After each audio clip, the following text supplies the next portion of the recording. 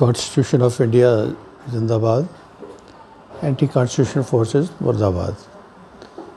आज शुक्रवार का दिन है, 18 अक्टूबर सन 2024। मैं दीप सिंह, फाउंडर मेंबर आम आदमी पार्टी जम्मू से आप सबका होंकार यूट्यूब चैनल पे स्वागत करता हूँ। तो रोज़मर्रा की तरह आज फिर हम ये जो लोकल प्रिंट मीडिया के रिलेटेड जो प्रिंट मीडिया की खबरें हैं उस पर अपनी राय आपसे शेयर करना चाहेंगे। तो आज की एक खबर लगाई हुई है लोकल प्रिंट मीडिया में, Congress historical debacle in J&K, Rahul seeks report to fix responsibility on culprits. तो ये मसला तो कांग्रेस का है, लेकिन कांग्रेस के साथ साथ ये जो कंट्री की हालत, जम्मू कश्मीर की हालत जो ज़मीन पर बनी हुई है, ये सब के लिए फ़िक्रमंद है, चाहे वो एक पार्टी के साथ रिलेटेड हो चाहे दूसरी के साथ। तो इस सिलसिले में हमारा ये व्यू है कि राहुल गांधी, जैसा हमने पहले भी आपसे शेयर किया, उन्होंने कोशिश बड़ी करी है कांग्रेस को रिवाइव करने की, लेकिन कांग्रेस इतने बड़े सेटअप में जो पुरानी गंदगी है उसको साफ़ करने में बड़ा टाइम दरकार होता है। इतना टाइम चाहिए नहीं, और अंदर सेल्फ वेस्टेड इंटरेस्ट इतने बन चुके हैं हर जगह, सिर्फ कांग्रेस में नहीं, हर जगह। तो बाकी लोग तो एक्शन भी लेते हैं, कांग्रेस में एक्शन लेने की रवायत अभी दिखती नहीं। उम्मीद है कि राहुल गांधी साहब ये आने वाले वक्त में इनको कल्प्रिट्स लोगों की ज़बान पे हैं। आज कोई ज़्यादा डिटेल में जाने की ज़रूरत नहीं पड़ेगी, आसानी से पता चल जाएगा कि कांग्रेस की हार के पीछे कौन कौन कल्प्रिट्स जिम्मेवार हैं। तो राहुल गांधी पर देखना होगा वो कैसे उसको ठीक करेंगे, ये उनका सब्जेक्ट है। लेकिन इसी तरह ये सिर्फ राहुल गांधी साहब की बात नहीं है, इसी तरह हमारे आम आदमी पार्टी जो जम्मू कश्मीर में है, जिसके साथ एक लोगों की बड़ी अच्छी अट्रैक्शन बनी थी पंजाब विक्ट्री के बाद, लेकिन उसके बाद वैली में तो एक तरह का मसला था। जम्मू में बड़ा अच्छा स्कोप था, वैली से ज़्यादा स्कोप जम्मू में था। जम्मू में अच्छा डेवलप होता तो वैली में भी उसका असर ज़्यादा। जम्मू में कुछ लोगों ने जो, एक तो पार्टी ने जो प्रभारी यहाँ इनएक्सपीरियंस, नालायक किस्म के, बेकार किस्म के लोग प्रभारी बना के भेजे, जिनको पार्टी की ग्रोथ पर जो काम करने का पता ही नहीं था। तो जो लोकल लोगों में बड़े चापलूस किस्म के, घटिया किस्म की सोच वाले कुछ लोग, 5-7 लोग, ज़्यादा नहीं हैं, 5-7 लोग जो हर जगह गंदगी फैलाने में माहिर हैं, उन्होंने जगह जगह इसको डिरेल करने की कोशिश की, पार्टी के मिशन को। लेकिन लीडरशिप इस पर खामोश रही, इसलिए लीडरशिप की जिम्मेवारी ज़्यादा बनती है। इनको जब तक टाइमली साइडलाइन किया होता तो आज ये हालत ना होती, ये मैं दावे से कहता हूँ। हालांकि मैं पार्टी का आदमी हूँ, लेकिन पार्टी एक हमदर्द के तौर पर मुझे सच बोलने पर मुझे कोई दिक्कत नहीं है, मुझे सच बोलना चाहिए, मैं बोलूँगा। तो ये चीज़ें जब तक ठीक नहीं करी जाएंगी। अब एक बात नई डेवलपमेंट देखनी है। अभी ये इलेक्शन हुए यहाँ जम्मू कश्मीर में, हमारा एक पार्टी का कैंडिडेट वहाँ डोडा से जीता, महराज मलिक। तो वह यंग लड़का है, हमारा अजीज़ है, तो हमारी बड़ी इज़्ज़त करता है, हम भी उसको प्यार करते हैं। उसने क्या किया, उसके पास पैसे ज़्यादा नहीं थे, उसने हर दफ़ा ये जो मुस्लिम भाईचारा में जो जुम्मा की नमाज़ होती है, उस पर सब लोग इकट्ठे होते हैं एक जगह नमाज के लिए।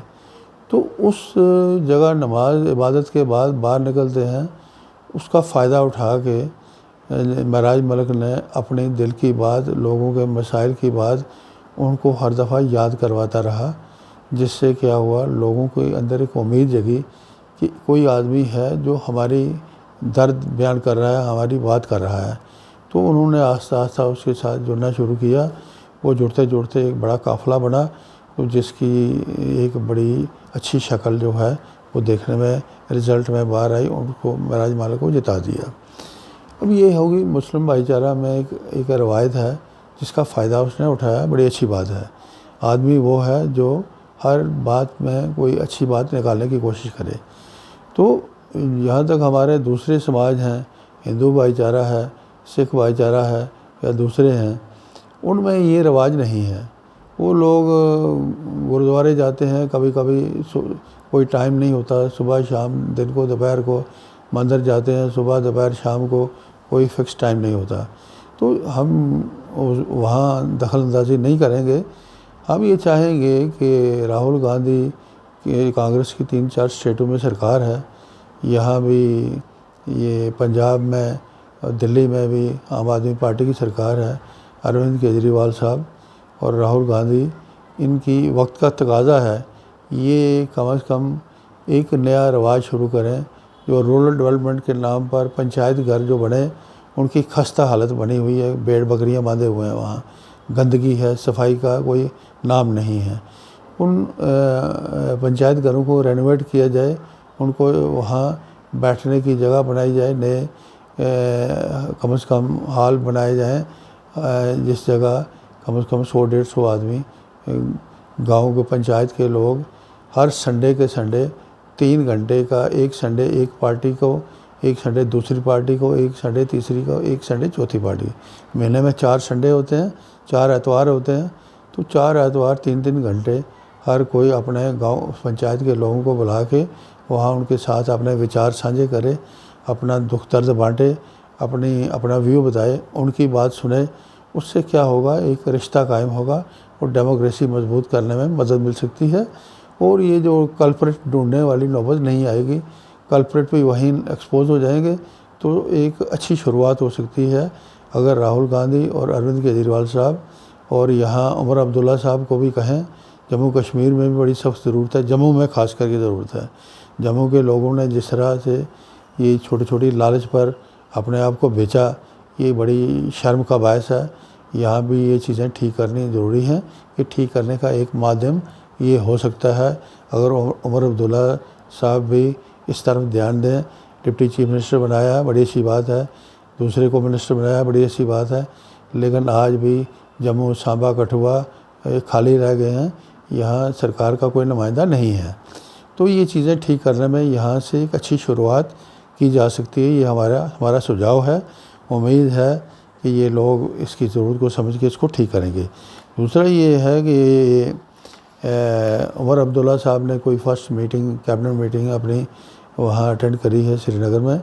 वहाँ ये कहा जी मैं जब बाहर जाऊँगा एज ए CM, कोई सायरन में जाने की ज़रूरत नहीं है, कोई ट्रैफिक को डिस्टर्ब करने की ज़रूरत नहीं है।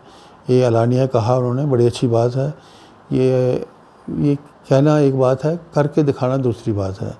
इसी तरह और भी बहुत सी चीज़ें हैं जो सरकारी, जो ये दिखावा होता है, ये प्रोटोकॉल के नाम पर ड्रामेबाजी होती है, इसको भी सादगी में बदलने का एक अभियान उमर अब्दुल्ला साहब को छेड़ के यहाँ से शुरुआत करनी चाहिए, जम्मू कश्मीर से। जिसकी नकल करने में तो भाजपा तो नहीं करेंगे, लेकिन केजरीवाल साहब ने बहुत सी चीज़ें शुरू करी वहाँ, जो बाद में उसको थोड़ी सी उसमें जो एक्टिविटी जो उस साइड पे काम होता थोड़ा सा मध्यम पड़ गया, जो दोबारा से चुस्त करने की ज़रूरत है। यहाँ भी ये ठीक करें, वहाँ भी वो ठीक करें, तो बाकी कोई जो नहीं करता है वो उसकी मर्ज़ी, लेकिन ये जो अच्छी चीज़ें हैं उनका रवाज उनको चलाना भी ज़रूरी है, उसको निभाना भी ज़रूरी है। तो इस तरीके से ये एक खबर लगाई गई है। मोहन भागवत साहब कहते हैं कि India helps even those countries that once waged war against it. फिर इस सिलसिले में वो कहते हैं कि इंडिया ने रिटेलिएट नहीं किया करगिल वार में पाकिस्तान के ऊपर, वो बाकी ऑल फ्रंट्स पे जंग नहीं छेड़ी। तो इसमें हमारा ये मानना है, भागवत साहब को समझना चाहिए, कोई मिलिट्री स्ट्रेटजी एक अलग चीज़ होती है। ये RSS का नफ़रत बेचने वाली दुकान नहीं है, अफ़ीम मज़हब की अफ़ीम पटाने वाली बेचने वाली दुकान नहीं है। ये मिलिट्री के इश्यूज़ होते हैं उस वक्त की मिलिट्री स्ट्रेटजी क्या थी, उसके अकॉर्डिंग मिलिट्री के ऑफिसर्स ने काम किया। उस पर ये भाषणबाजी उनको नहीं करनी चाहिए। दूसरा ये है, उन्होंने कहा कि ये जो कॉम्युनल किलिंग्स वो आए दिन होती हैं, एनकाउंटर्स होते हैं, उस पर भागवत साहब चुप हैं। पूछा जा सकता है क्यों, वो इस पर क्यों नहीं बोलते। तीसरा ये है, जो बीजेपी गवर्नमेंट की जो लूट चल रही है, एज अपना स्टेटस बना लिया है बीजेपी रूलर्स ने। ईस्ट इंडिया कंपनी वाला, ईस्ट इंडिया कंपनी लूटती थी अपनी क्वीन, जो ब्रिटेन की क्वीन थी, ये लूट कर रहे हैं अपने अडानी और अंबानी के लिए, जिनके पिछले दरवाजे से अपना हिस्सा वसूल करके ये अपना सियासत भी करते हैं और अपना घर भी चलाते हैं। तो ये इस पर माउंट भागवत साहब क्यों चुप हैं? यहाँ आए दिन इलेक्शंस में किस तरीके की शराब के नाम पर पैसे बांट के धांधली हो रही है, इन चीज़ों को रोकने पर भागवत साहब क्यों नहीं बोलते हैं? ये सारे सवाल हैं और इनका ये सवाल सब लोगों को, सब हिंदुस्तान के लोगों को करने चाहिए। ये झूठ की दुनिया, झूठ बेचने वाली ये कारोबार इन लोगों का बंद करना होगा, तभी हमारा सुधार हो सकता है। आज के लिए इतना ही, बहुत बहुत शुक्रिया।